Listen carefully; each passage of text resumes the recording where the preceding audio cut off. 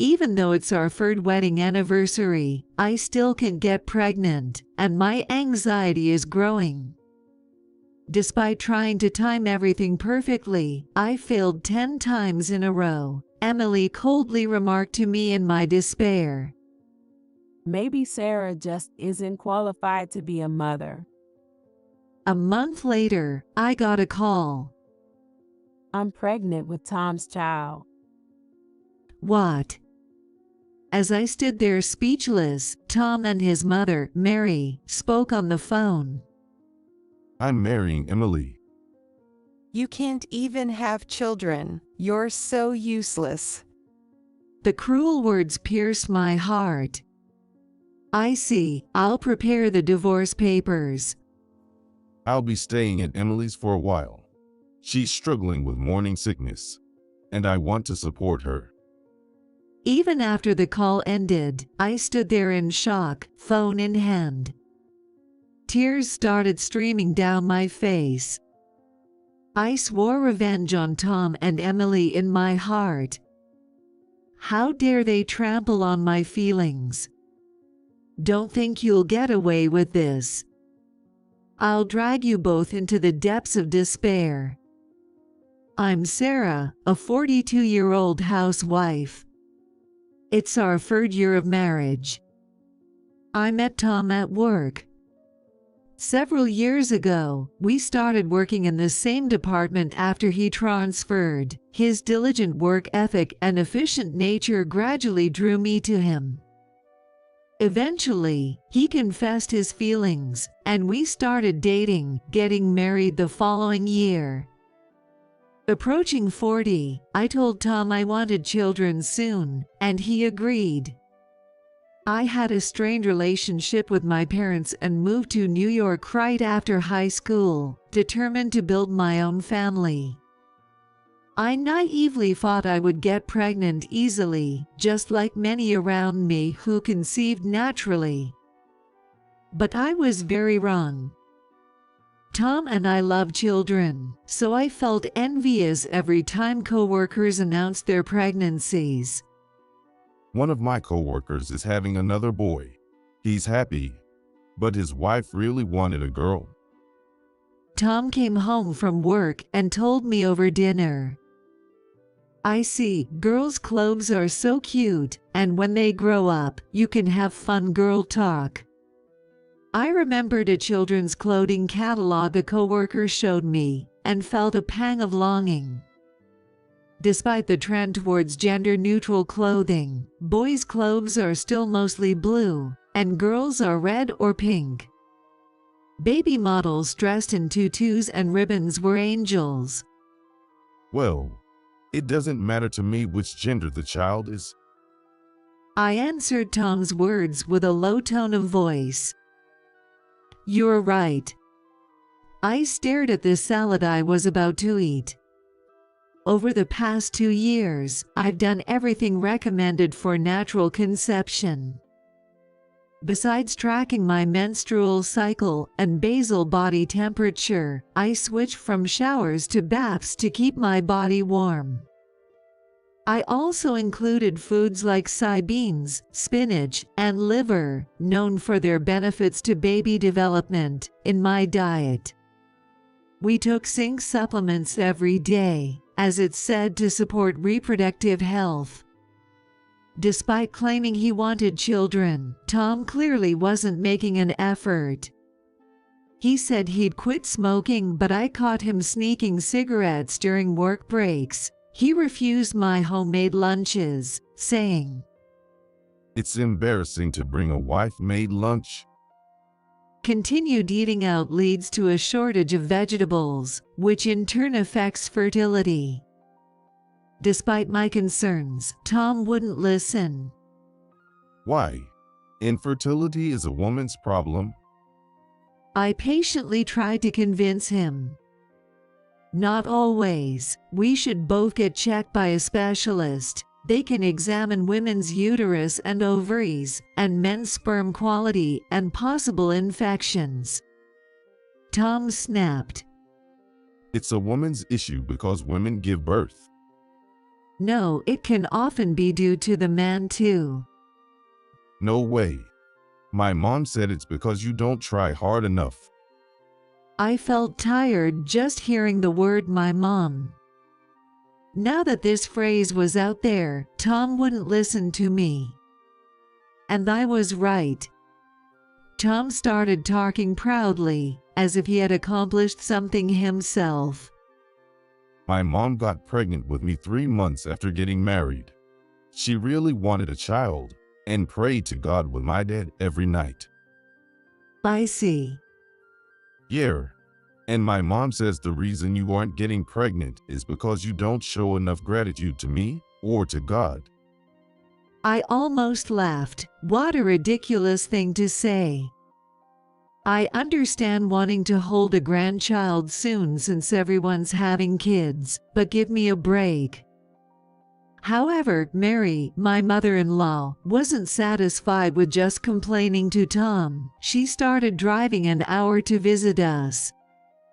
On weekends, she'd show up unannounced, stay from 5 a.m. to after dinner, and laugh loudly at the TV in the living room. Can I have Morty? Bring me some sweets. You are so thoughtless. Her commanding attitude really annoyed me. There were several times when I had to cancel my plans because Mary insisted on chatting. I want Mary to stop visiting without notice. I finally couldn't take it anymore and pleaded with Tom. She bosses me around, criticizes my housekeeping, and pressures me about having kids. It's so stressful. Despite my heartfelt plea, Tom remained unmoved. He responded irritably. She's just giving you advice because she cares about you. You don't get it. Her visits are really stressful. Stress is bad for trying to have a baby, you know. Tom's eyes darkened. Are you blaming my mom for our infertility? With that attitude? No wonder we can't have kids. That's cruel. You don't have to say it like that. I teared up, and Tom clicked his tongue and went to his room. But the next morning, he spoke to me apologetically. Sorry about last night. You know, my mom lives alone since my dad died a few years ago. I think she's lonely and really wants to see a grandchild soon. I thought to myself, so I just have to put up with it. I wanted to complain but didn't want to fight with Tom, who would be the father of my child one day. So I always swallowed my true feelings. One day after a while, I met my best friend Emily at a cafe and had a good chat. Emily, my best friend from high school, had worked as a web designer for a local company before going independent. She moved to New York around the time I married Tom. She now works with big companies, including Tom's team, on important projects. I don't know the details since I moved to a different department after marriage, but Emily is talented and well regarded by her colleagues. By the way, is your mother-in-law still the same? After talking about work, Emily asked, and I complained while sipping my black tea. She's retired and bored, so she drops by on weekends, at least twice a month. Well, that's a lot. Right, after 2 years, I'm really fed up. Why don't you just divorce him? Tom always takes her side, right? I gave a wry smile at Emily's casual suggestion. I don't like Mary, but I don't hate Tom. And then I continued. Tom also wants a baby. He says he wants a pale-skinned, big-eyed girl like me. Emily squinted slightly. For now, I plan to try for 10 consecutive cycles. If it doesn't work, I might see a specialist. That might be a good idea. Hey, how about I mediate for you What? between you and your mother-in-law? She proposed this as I stared in confusion. Remember, I used to live with my cranky grandmother. I might be able to talk to your mother-in-law. That's nice of you, but is it really okay to ask you for that? Come on, Sarah, we're best friends. Emily's bright smile gave me a push. All right, I'll ask you to help then. Unlike me, Emily has always been sociable and can get along with anyone. This might actually work. As we were about to part ways outside the cafe, Emily suddenly remembered something. By the way, Tom will be working from my place starting next week. Really? You know, because of the new overtime restrictions. He'll finish the work at my place. I was taken aback. But Emily, you live alone, right? It's not that I don't trust you, but... Emily burst into laughter. Come on, Tom's not my type. It might be. She reassured me. I'd never go for my best friend's husband. I'm still with the boyfriend I introduced you to. That's right. Emily smiled warmly. Don't worry, we are just in a business relationship. I get it. The next day, I discreetly asked a colleague from Tom's department, and they confirmed that the work-from-home arrangement was true. If that's the case, I have no choice but to trust Tom and Emily. The following weekend, when Mary showed up unannounced, I texted Emily. When I introduced her as my best friend, Mary initially put on a facade, but eventually revealed her true colors. Sarah, don't make Tom fold the laundry. Let him rest on his day off. Emily quickly intervened. But Sarah also works full-time, right? They're both equally busy. But traditionally, housework is a woman's job. Mary faltered, and Emily continued with a smile. These days, husbands who do housework are very popular at work. It shows they're capable and considerate. Right, Tom? Put on the spot, Tom looked a bit troubled but then turned to Mary. I appreciate your concern, Mom. But Sarah and I agreed to share the housework. He then started folding the laundry. It was a significant improvement, considering he usually refused to clear the table in front of Mary. And another time, Mary brought up the news that Tom's cousin had just had their third child, sighing heavily. Sarah, are you avoiding having kids just to spite me? That's not true. Emily chimed in cheerfully. Mary, you should relax a bit. Stress can cause wrinkles, you know. Mary's eyes widened as Emily continued, her expression light-hearted. It makes sense that Tom is handsome because Mary is beautiful.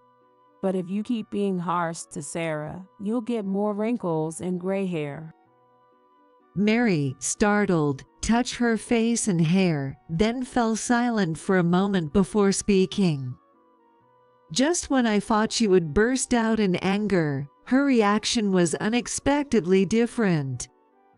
You're quite amusing, much better than gloomy Sarah. Really? Thank you.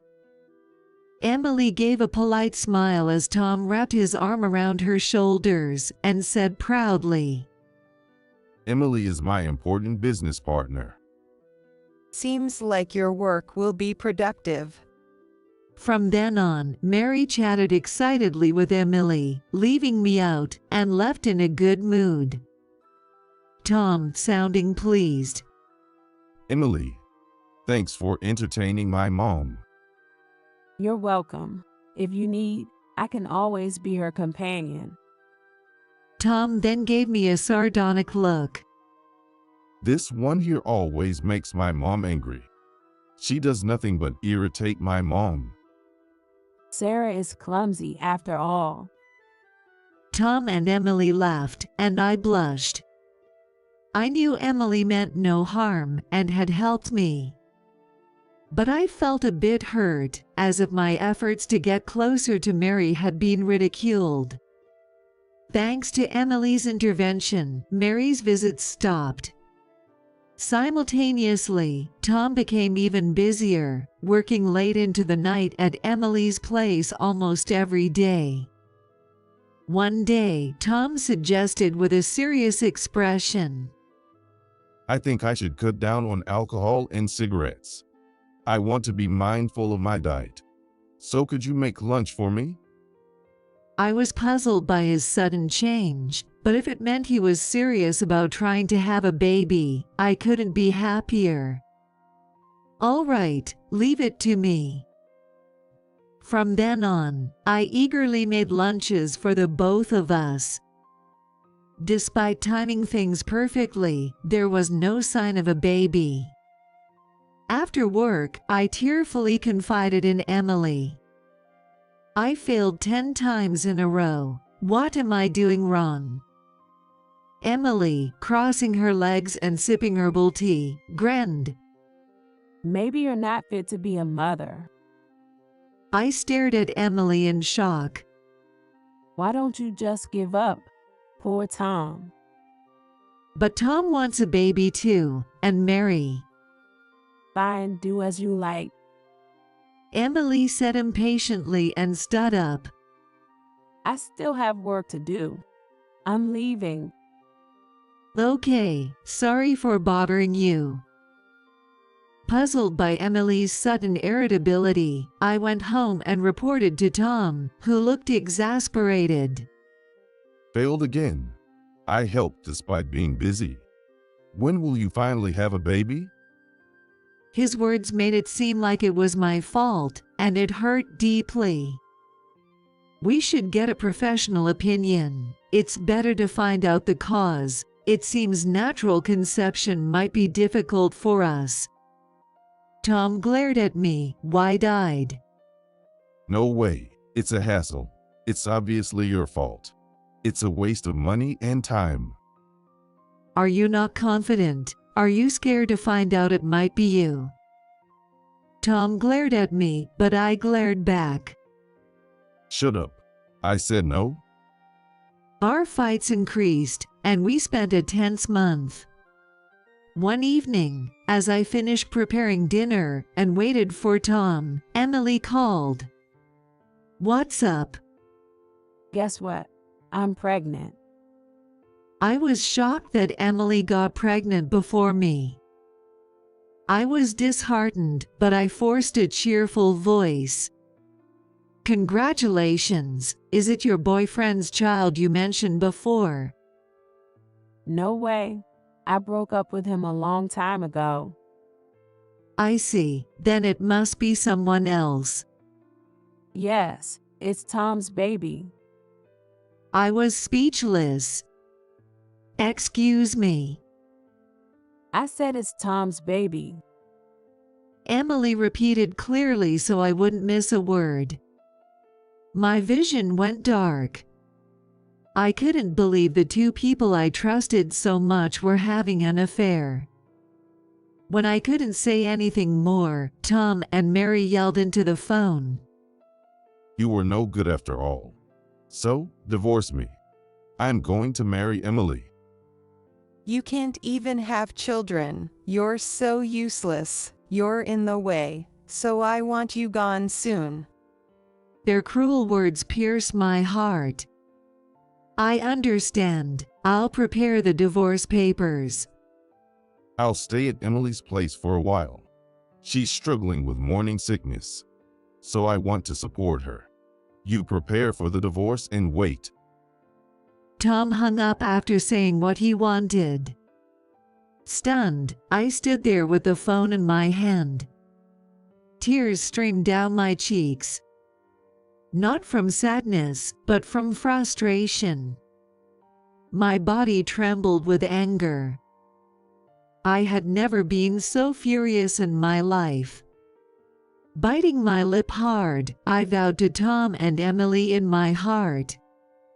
You trampled on my heart. Don't think you'll get away with this. I'll drag you both into the depths of despair. I waited a week while preparing for the divorce as Tom instructed, but there was no word from him. When I contacted his phone, Emily answered again. He's at Mary's house now. Tom says he doesn't want to come back to you, Sarah. He doesn't even want to hear your voice. It's sad, considering how affectionate you were at your wedding 3 years ago. Emily said sarcastically, and I retorted in kind. I don't want to see Tom's face either, but I want him to come home once so we can discuss the future. If you don't want to see him, why don't you leave the house? I'll live there with Mary and Tom. Are you going to buy it? It's about $300,000. It has 4 bedrooms, a southwest corner lot, a large garden, and a parking lot. What? I smirked slightly. She clearly hadn't heard. Didn't I mention it before? This is the land I inherited from my grandmother. I built the house with my inheritance. Emily fell silent. She must have been told by Tom that it was his house. After a brief silence, Emily asked, regaining her composure. What do you mean by discussing the future? Things like shared assets, and I need Tom to sign the divorce papers. Okay, I'll come. When's good for you? She took the bait.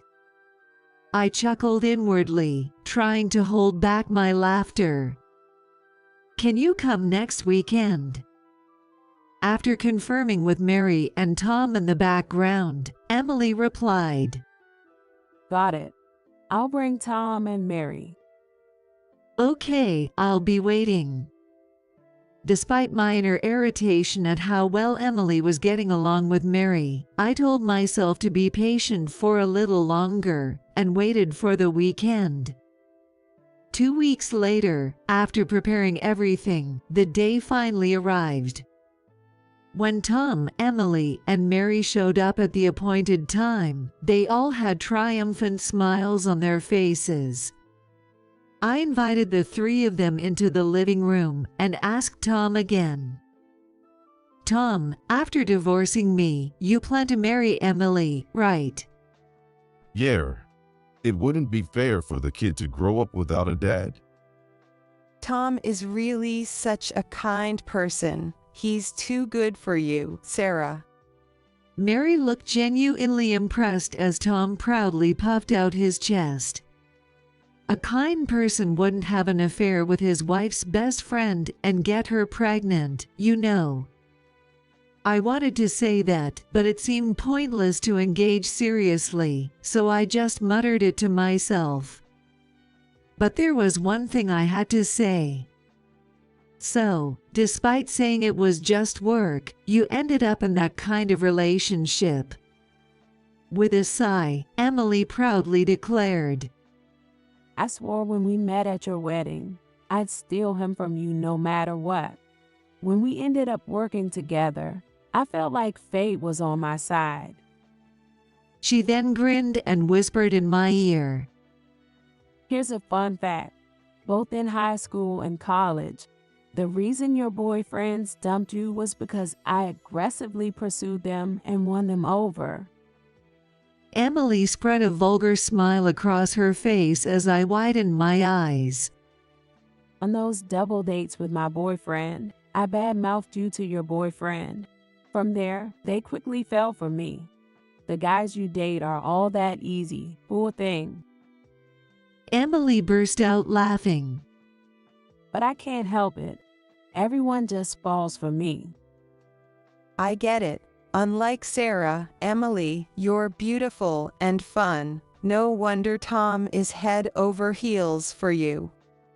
Mary, joining in, wrapped an arm around Emily's back and raised her voice excitedly.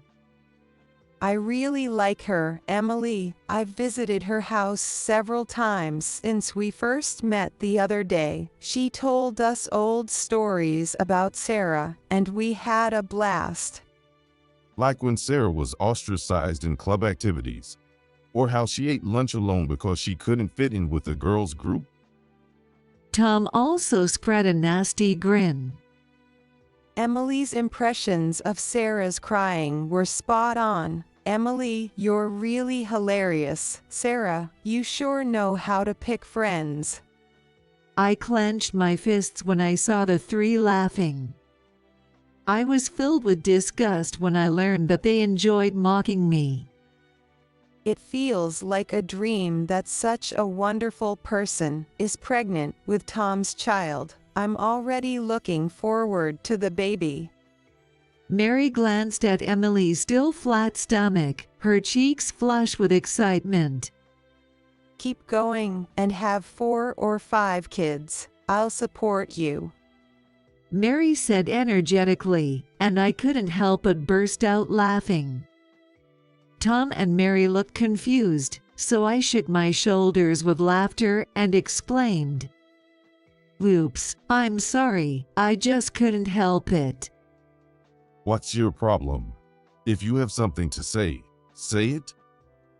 Yeah, it's really annoying. Looking at the two annoyed faces, I smiled and said, Okay then, that child isn't Tom's. Mary and Tom were stunned. I didn't miss the brief look of panic on Emily's face before she quickly composed herself. What are you talking about? Stop it, Sarah. Don't be jealous of Emily. I decided to show the proof to the two who were doubting me from the start. I placed the documents sent from the hospital on the table. Tom, who looked grumpy, Mary, who was frowning, and Emily, who seemed uneasy, all peered at the papers. Sperm count, 0. It's called azoospermia. Tom is basically infertile, so even if he had a relationship with Emily, there's no way she could be pregnant. As Mary struggled to grasp the situation and Tom was in shock, I explained slowly. Remember, Tom reluctantly agreed to the infertility test, right? The results addressed to you arrived 3 days ago, and I accidentally opened them, and that's what they said. To make it clear, I placed my test result paper next to it. I had high numbers in all areas, well above the standard values. In other words, the cause of our infertility wasn't me. Mary, staring at the paper as if trying to burn a hole through it, had a grim expression and turned away. She probably wanted to make a snide remark but couldn't come up with anything. As I was thinking that, Mary gradually turned red and finally screamed. This is a lie. It must be a fake prepared by that nasty Sarah, right, Tom? But Tom frowned and looked down. If it's true, then who is the father of the baby? I want to know too. Maybe she doesn't even know herself. As she fiddled with her phone and displayed the images for everyone to see, Emily's face turned livid. Where did you get these? She leaned forward as if ready to grab me by the collar. I laughed through my nose and told her, I have friends besides you. Are all of these your potential baby daddies? All of them, potential baby daddies.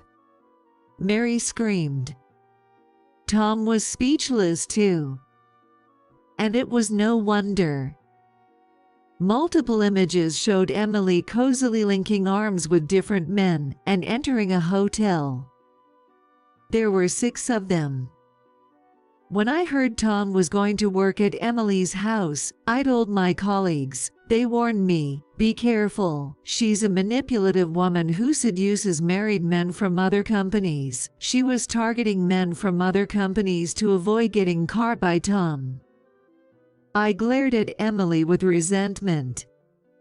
I thought she wouldn't go after her friend's husband. I trusted her, but she betrayed me so easily. Emily started to say something but then closed her mouth and fell silent. I felt pathetic for having been friends with someone like her for so long. When I glanced at Tom, he was hanging his head with a mix of anger and disappointment on his face.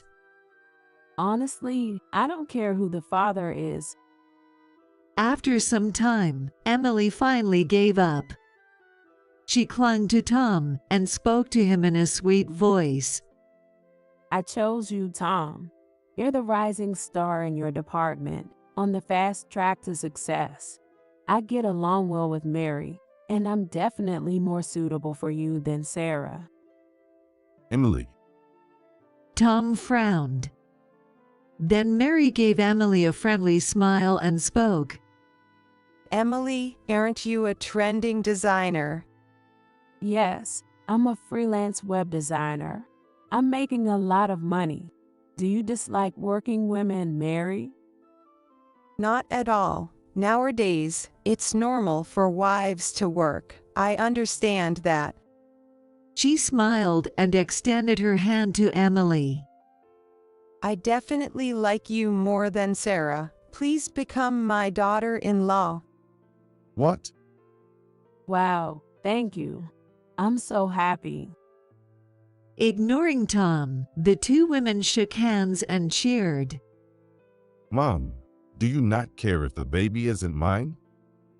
Tom expressed his dissatisfaction, to which Mary brightly responded. I don't care at all. You can't expect a baby in the future anyway. I'd rather have a daughter-in-law I get along with and enjoy life. It's about survival too. Mary's remark made sense to me. I turned to Emily and offered my congratulations. Good for you, Emily. You always talked about wanting to marry an elite company employee and have kids soon. Are you over it already? Such a simple-minded person. Well, thanks. Looking between the cheerful Mary and the frowning Tom, I added, It'll be tough from now on, but good luck. As your former friend, I support you. Now, Tom, sign the divorce papers. Tom finished signing the divorce papers when Emily suddenly remembered something and raised her voice. By the way, we haven't talked about the shared marital assets yet. Well, about that, it's easier to show you. I opened a mobile app and showed Emily the family shared messages, causing her face to turn pale. What is this? She was shocked by the exchange between Tom and Mary displayed on the screen. Tom, I lost $1,000 again today. Give me some spending money. Again. This is the third time this month. I'm already paying off the debt from your gambling. So cut it out. Don't be stingy. You make a lot of money, so give some to your mom. And on another day. If we start the fertility treatments for Rayal, I won't be able to give you money like before.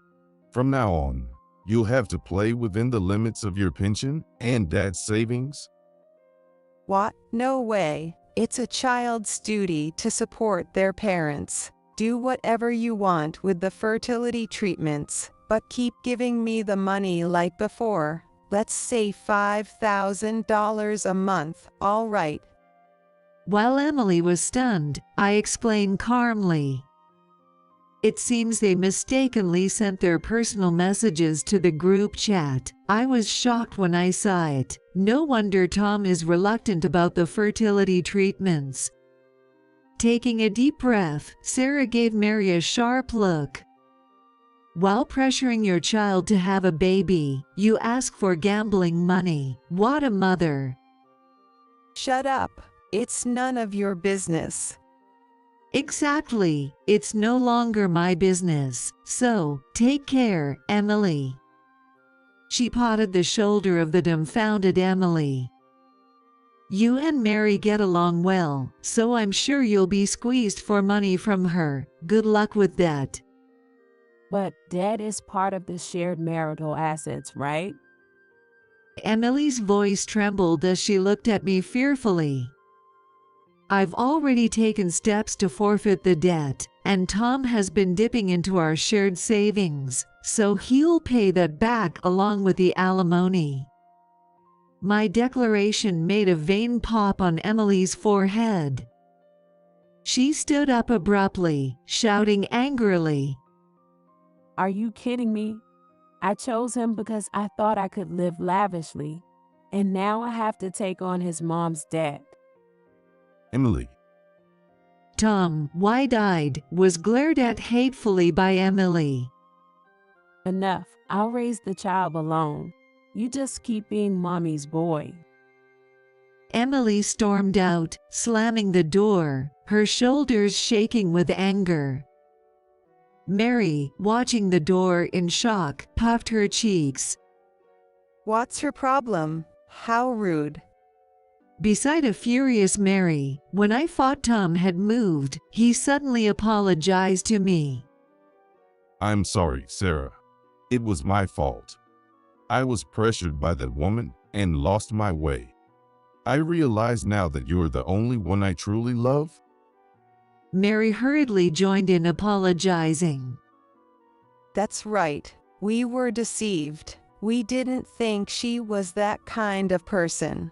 So please reconsider the divorce. She smiled awkwardly, rubbing her hands together. I've already started the process of selling my house. We were supposed to move into Emily's place tomorrow, so this sudden change is a problem. Mom, this is the first I've heard about selling the house. Wait, did you lose more money on horse racing? Or was it an impulse buy? Tom turned pale, and Mary blushed, lifting her handbag to show it off. Look, it's a new luxury brand bag. Isn't it lovely? Seeing the high-end shoulder bag, Tom covered his face and groaned. Again, give me a break. That house is old and shabby. I want to move to a nicer place. I like high-rise apartments. This house is nice, too, so I can move in. Mary spoke grandly, scanning the room. Sarah, you're kind, so you won't abandon us, right? Let's put the past behind us and get along. Mary's audacity made my anger boil over. I shouted vehemently. You were the one who brought up the divorce in the first place, so stop messing around. Tom, get the moving arrangements done by this weekend, or I'll throw everything out. I'm begging you here. Can't you compromise a little? You're so cold-hearted. Let's communicate through our lawyers from now on. We're done here, so leave. I hurried Tom and Mary out of the house despite their grumbling. Things seemed to be going well for Emily and Tom, but when the wives of Emily's affairs reported her to her boss, her project got cancelled. Emily was fired, and our company's relationship with her ended. Emily tried to find a new job after paying alimony to me and the wives of her affairs. But her bad reputation spread throughout the industry, and no one would hire her. Unable to pay her mortgage, she moved into an old apartment. After giving birth, she put the baby in daycare and took on multiple part-time jobs to make ends meet. Tom, exposed for his affair with Emily, also left his job. He had to sell his family home to pay for Mary's shopping spree and moved into a rundown apartment with her. Tom used up his savings to pay me alimony and to repay the couple's savings, making life difficult. Despite this, Mary didn't do any housework and continued gambling, leading to constant fights between her and Tom. Their landlord, fed up with the noise, has been pushing them to move out. I need to have kids soon. Freed from that pressure, I returned to working full-time and dedicated myself to my job even more. The next year, I was promoted to manager. Eventually, a younger coworker confessed his feelings for me, and after dating, we got married. Soon after, I became pregnant and gave birth to a beautiful baby girl. My in-laws were kind, and we built a warm family together. Every day, I cherish the happiness of being with my adorable child, my in-laws, and my husband.